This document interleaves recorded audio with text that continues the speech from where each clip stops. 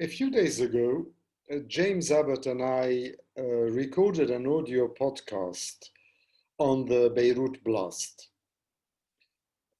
I tried to explain a little bit what had happened in the port in Beirut on the 4th of August. And I also then talked a little bit about the consequences of the blast on the Lebanese and on Lebanese institutions. Since then, of course, we've seen a bevy of politicians, French, American, Iranian, Turkish, German, EU, all of them are coming to Lebanon and advising Lebanon how to govern itself, how to change the present system of governance, which is steeped in inertia and corruption. And much as I welcome this advice, and much as I understand that a lot of the aid that might come to Beirut is conditional upon a change of the system of governance, I also warn all those politicians, I admonish them, let me not warn them, I admonish those politicians to be a little bit careful and to understand the sensitivities of Lebanon and the equilibrium of powers within the country, because if too much pressure is applied too quickly, then it might actually lead to nefarious consequences. At the moment, there is a lot of talk about increasing tensions in the country, fears of more bombs, blasts, and assassinations. Part of that is rooted in the Lebanese psyche that is being used to the traumas and the events of so many decades, but part of it is also a realization, a realistic appreciation that when there is no balance of powers, when one side is more powerful than the other, you don't push too hard so that the milk doesn't spill over, but you deal with it gently. Now, what is that gentle treatment? I don't know. I'm not going to spend my time today again talking about Lebanon. There are Lebanese and non-Lebanese people, experts, pundits, observers, far cleverer than I, who I'm sure will, through webinars, through articles, through podcasts, give more information, more advice about the situation in Lebanon. Today, though, for a few minutes, I'm going to talk about the normalization of relations between the United Arab Emirates and Israel. So welcome to Intuitive Reactions, the MENA and Gulf regions, number 11. A couple of days ago, we all woke up to the fact that the United Arab Emirates, Abu Dhabi, and Israel were going to normalize their relations. The announcement was made in the White House with President Trump sitting there surrounded by all the usual suspects when it comes to such matters across the MENA and Gulf regions. And I have already actually shared some of my thoughts about this normalization between inverted commas in a written Intuitive Reactions that I posted on social media yesterday, and I also shared with a lot of my colleagues and databases across the world. What I would like today is not rehash what I had written. I will try to append that screenshot of my written thoughts alongside this YouTube. But today I would like basically to spend just a few minutes to ruminate, to think about the consequences of this normalization and what do I understand by it and what happens in the future with regard to the different parties involved. So let us start with the Americans. And there is no doubt that Donald Trump was cock-a-hoop, was so happy with this because he is going through a difficult moment. Coronavirus is something he has not managed to control well. The economy is sliding at a time when his whole ethos as a president was that he would make America stronger, he would make America come first. And so having something like this, he failed to do much with Iran, he failed to do much with North Korea. So this comes at a time when even the deal of the century was still born to some extent. So a normalization of relations between Israel and a major Gulf country was something that he definitely wanted to adopt as his achievement. Now, whether it is his achievement or not is a debatable point. I mentioned some of it in my written intuitive reactions, but I also would like to say that this is something that had less to do with President Donald J. Trump and more to do with Israeli and Emirati politicians and policymakers discussing this over a stretch of many, many months, if not years. This is not something that happened overnight. But for the Americans, for Donald Trump, as he steps into the electoral campaign for the presidentials on the 3rd of November, it's always good for him to say, here I am the only president of the United States who has managed to make peace between an Arab Gulf country and Israel. There will be a lot of drama, there will be a lot of exaggeration, but there will also be some truth in it, because what has been for a while now covert, behind the scenes collaboration or cooperation between Israel and some Gulf countries will now become very visible and very much in your face. So America can be happy with that. But what about the United Arab Emirates? Well, I think that the United Arab Emirates and its crown prince Mohammed bin Zayed basically think that this is a wonderful idea in as much as it promotes tourism, it promotes IT, it promotes all sorts of possibilities between two strong countries that share the same neighborhood. It will also probably have some consequences upon the fight against COVID-19.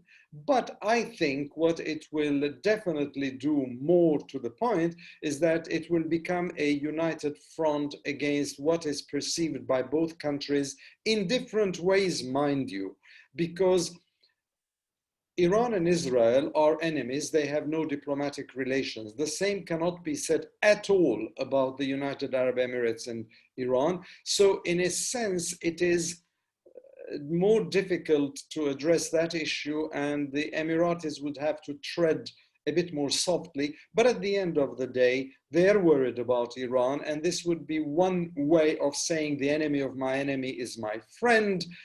It's a slight exaggeration in this case, in my opinion, but never mind, I'll let that go. So all these things come together in order to make this a fruitful normalization, opening of embassies, etc., etc.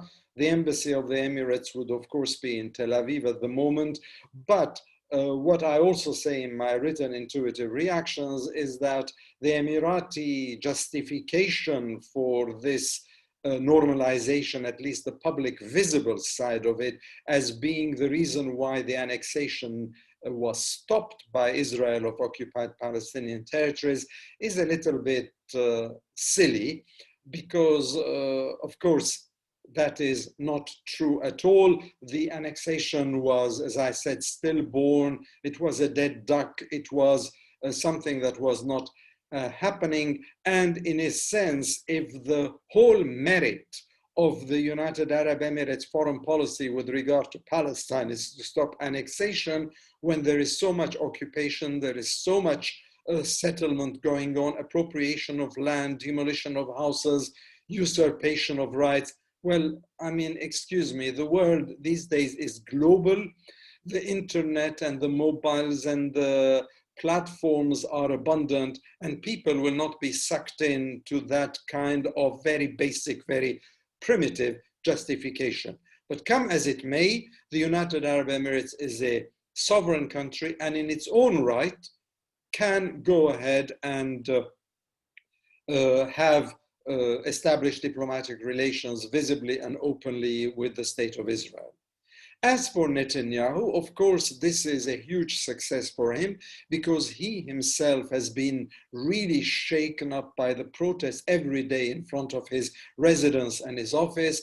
The right wing is upset with him, the left wing is upset with him in Israel for different reasons, and the coronavirus policy has basically boomeranged, has not worked. The economy is in a bad shape. So for Israel, this is a real breakthrough. And for him personally, because like President Trump, he's going to say, this was my achievement. And I suspect that to a certain degree, he is more genuine in that statement than President Trump could ever be.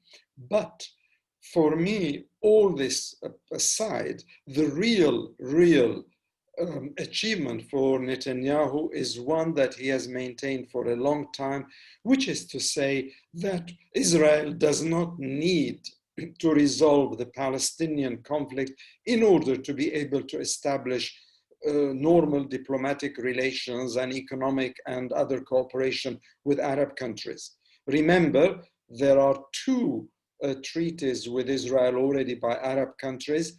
First, during Anwar Sadat's time with Egypt, and then during the late King Hussein's time with Jordan. And here is the third country as well. So for Netanyahu, it's a validation, a vindication of his belief that the Palestinian conflict is not the alpha and omega of all relations with the Arabs. And here he is basically checkmating the Palestinian situation by saying, I've got normal relations now with the United Arab Emirates, one of the so-called more, how should I put it, progressive is one way of putting it, but authoritarian and despotic is another. So there is a relationship being built up there. In the next few weeks and months, we will see the embassies, we will see that relationship becoming stronger and more visible with exchanges of visits, etc., etc. However, I think that what we should also keep in mind that this is not going to be just a single event. I think the announcement, the establishment of relations, the normalization of relations between the United Arab Emirates, which have, by the way, different policies themselves, but we're talking about the centralized policy making and position of Abu Dhabi. This is going to be followed, in my opinion, at the moment by other Arab and Gulf countries who might actually follow suit. And I would invite my listeners today to keep an eye on three countries. One is Bahrain. I think Bahrain soon will follow suit and establish openly relations with Israel.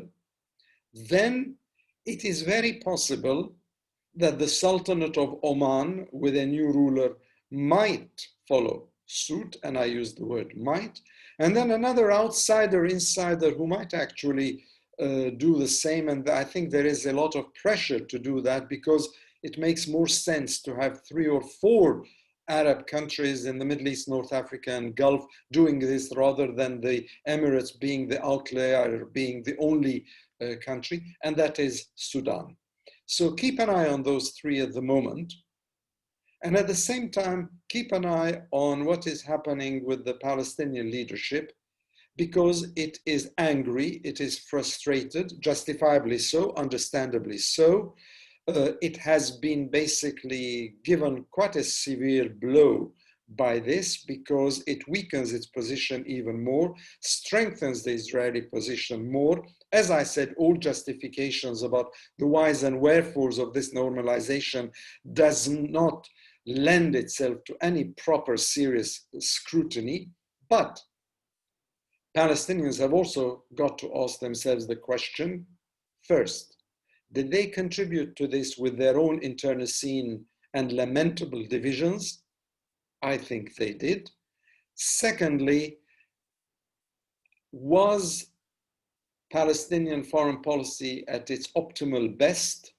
In the last few years, I think it has not been. So there are questions that need to be asked across the board, but this is the reality today. A normalization that has taken place. So we need to look forward and see where does this take us. Where this definitely could take us is the cancellation or the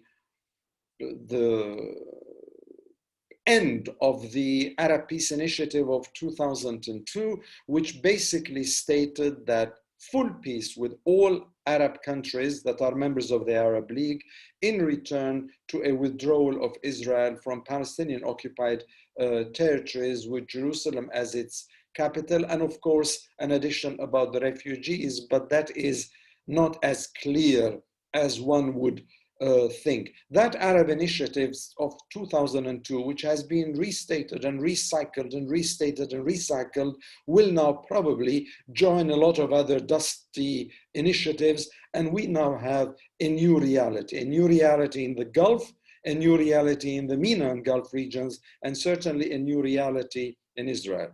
But this region is a very flammable region and a very unpredictable region.